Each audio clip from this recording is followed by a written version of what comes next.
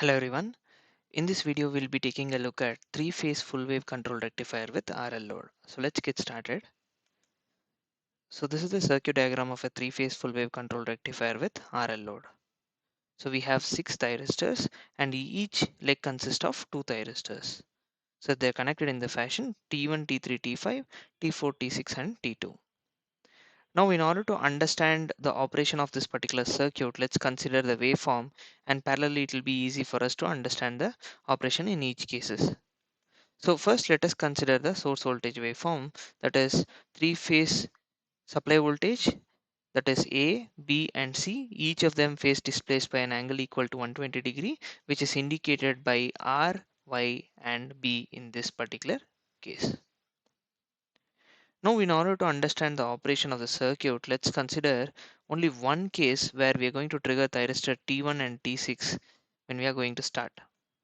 So let's consider the circuit diagram for that, and the conduction sequence is such that it's similar to that of R load. The way we are going to trigger the thyristor, it will be 6 1 together, and then we will trigger 1 2 together, and then 2 3 together, and then 3 4 together, and then 4 5 together, and then 5 6 together, and then 6 1 together. So the cycle repeats. So this is our triggering sequence. If we understand what happens when we are triggering 1 and 6 together, the operation almost remains the same, such that we'll be able to correlate and understand it in an easier way. So the first and foremost important thing to remember is we will be triggering one thyristor in the upper leg and one thyristor in the lower leg at a time. So what it means is that in this case, if we consider 1 and 6 is triggered, meaning to say 1 is in the upper leg and 6 is in the lower leg, so one thyristor in the upper leg and one thyristor in the lower leg is triggered. So similarly, if you observe the sequence, in each of the sequences we'll be having one thyristor in the upper leg and one thyristor in the lower leg connected and turned on at the same time. So each of these intervals, so if you see, if we count how many intervals or how many cases we have, that is, this is one case, this is 2, this is 3, 4, 5, 6. So 6 cases, and we have 360 degrees, isn't it? So 6 divided by 360. So each of them will be having an interval of 60 degree, meaning to say when 6 and 1 starts, it will be conducting for 60 degree, and then after 60 degree, 1 and 2 will start, and then 2, 3 will start, and then the cycle repeats. So overall, each thyristor will be conducting for 120 degree. How is that? 60 degree is equal, 60 plus 60 is 120 if we consider these two, and 1 is there in both these, meaning to say that 1 is triggered for 120 degrees overall. Similarly, 2 is there in both of these and it's triggered for 120 degree overall. So similarly, the cycle repeats. So each thyristor will be conducting for a period of 120 degrees. So these are the extreme basics. If you know this, it's very simple to understand the operation of the circuit. So let's look at the first case when 6 and 1 is triggered. Basically, we are giving the gate pulse to 6 and 1, and it's connected to phase A and B when we are analyzing the overall circuit. So what happens?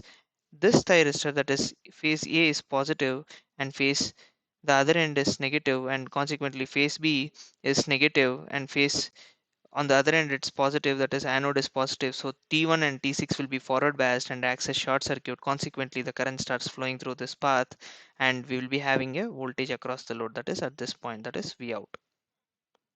So what is V out in this case? V out is nothing but VAB, isn't it? Whatever we are supplying is available at this particular point. So V out is nothing but VAB. So V out is equal to VAB. What is VAB? VAB is nothing but our line voltage, isn't it? So this is, each of these are single phases if you're considering with respect to neutral, but if you're considering with respect to A and B, it's line voltage, isn't it? So V out is nothing but VAB. So we need to understand how the line voltage can be obtained in terms of waveform. So once you understand that, drawing the line voltage waveforms, drawing the output voltage waveform is just an additional step of drawing the line voltage waveform. It's pretty simple and straightforward. So let's look at the line voltage wave. What is VAB? So we know that VA is equal to Vm sin omega t.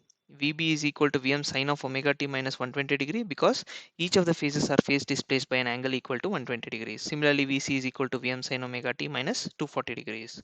So what is VAB?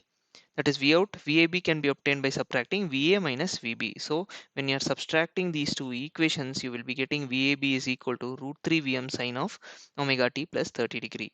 So what is the inference compared to that of VA and VAB? So if you see both VA and VAB is 30 degree advanced compared to that of VA, means that VAB is leading VA by 30 degrees. So we can start the VAB waveform, the line voltage waveform VAB, such that it is 30 degree additional to that of phase A comparatively, if you see. So this is how we'll be drawing VAB line voltage. If you perform the similar analysis for other line voltages, you will be getting VBC and VCA. Again, they're nothing but 30 degree shifted with respect to VB and VC respectively. So if you carefully observe, it's starting at 120, here it will be starting at 90. And again, VC will be starting at 240, here it will be starting at 210. They're just 30 degree phase displaced, meaning they're leading the phase voltages with respect to B and C. That is BC and CA in this case. So once you know to draw this line voltage waveform, now understanding the circuit operation is very, very simple. Now let's take a look at the waveform.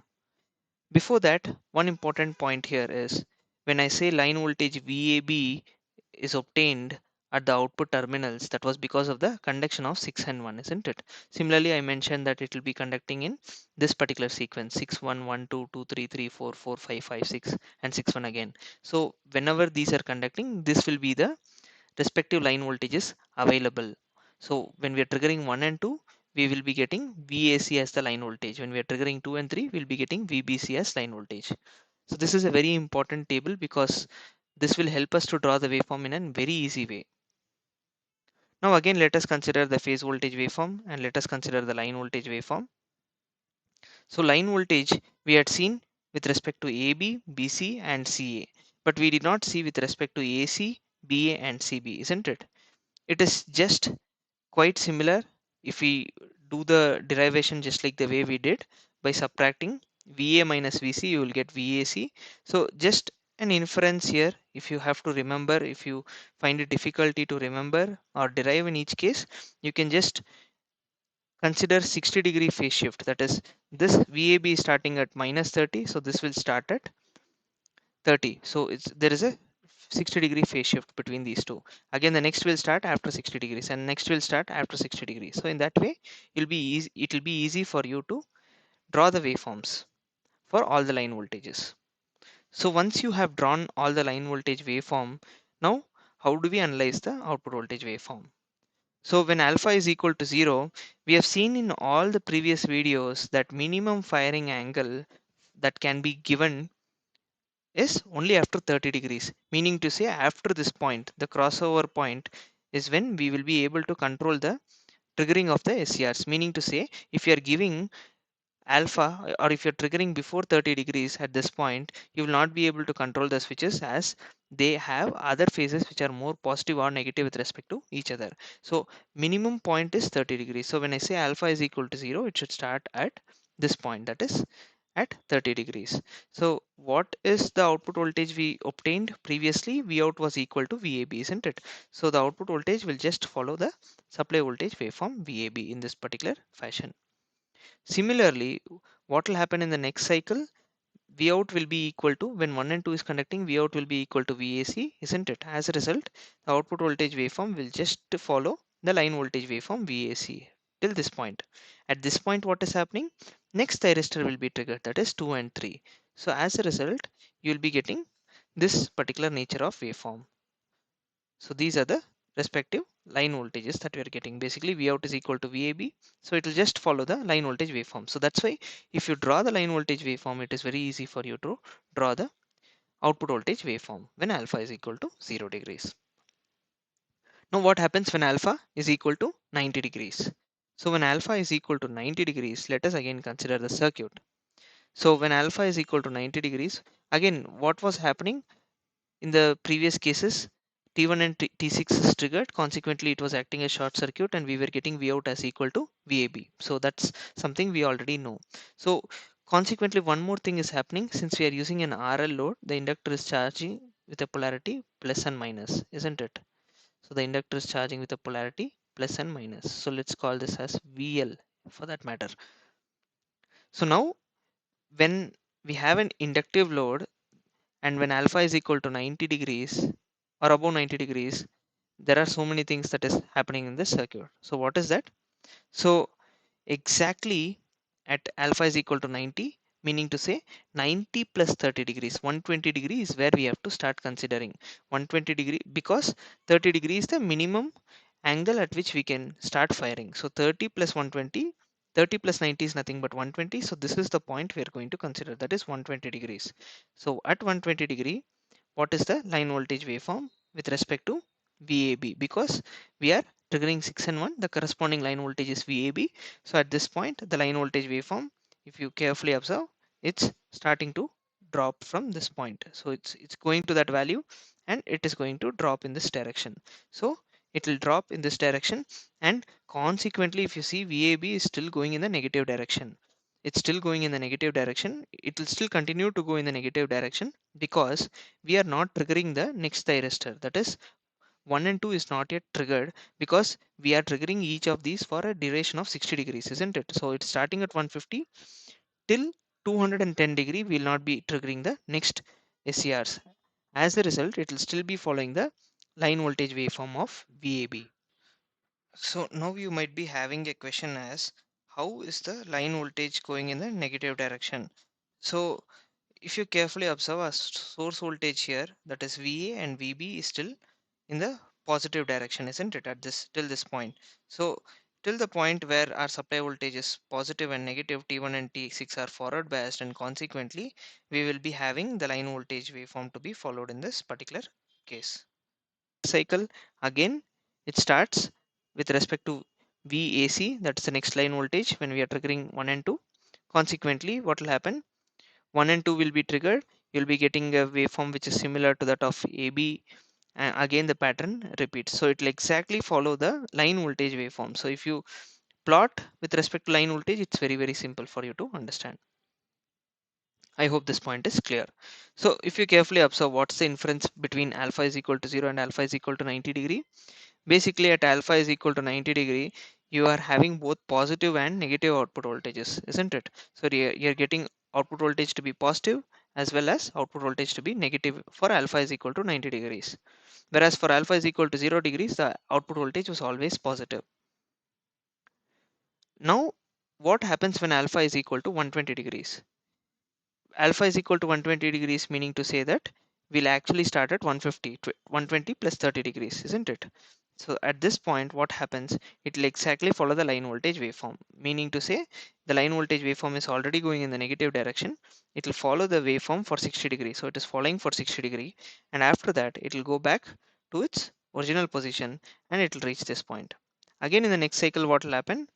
Because of the next thyristor 1 and 2, that is with respect to line voltage AC, it will start following the line voltage AC waveform. So line voltage AC waveform, if you start at this point, if you carefully observe, it will follow the line voltage waveform in the negative direction.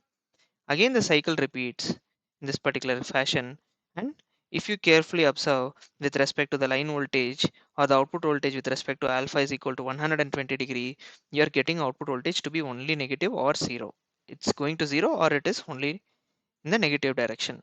So when we are saying the output voltage is in the negative direction, meaning to say that it is acting as an inverter. Basically, the rectifier is acting as an inverter and it is supplying power from the load to the source, meaning to say that the energy that is available at the inductor is more than that of the source, and the energy that is available at the load is transferred to the source. Basically, we know that this is AC, input stage is AC, and we are converting it to DC. That's the fundamental purpose, isn't it?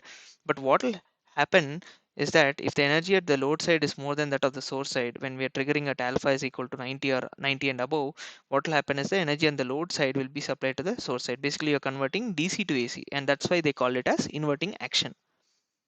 So when alpha is less than 90 degree, it is acting as a rectifier. When alpha is greater than 90 degrees, up to 180 degree, it is acting as an inverter.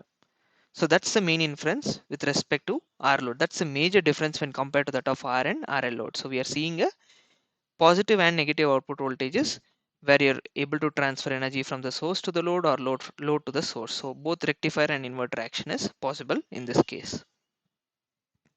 I hope this video gave you a clear understanding of how full wave control rectifier with RL load works. In case you have any questions, feel free to reach out by typing in your questions in the comment section below. Thanks for watching. Stay tuned. Thank you.